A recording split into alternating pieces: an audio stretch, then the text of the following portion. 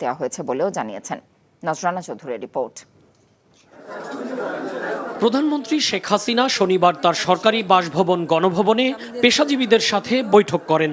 এ সময় তিনি জানান, বিশ্ববিদ্যালয় শিক্ষকদের দাবি অনুযায়ী বিশ্ববিদ্যালয়, স্বায়ত্তশাসিত প্রতিষ্ঠান ও সরকারি প্রতিষ্ঠানে প্রস্তাবিত পেনশন ব্যবস্থা বাতিল ঘোষণা করা হয়েছে।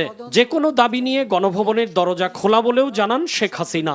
তাদের কথা শুনতে চাই, তাদের দাবি কি কি বাকি আছে আমি এটা শুনতে চাই, এবং যেটা আমাদের সাধ্যমতো সেটা আমি পূরণ করতে চাই।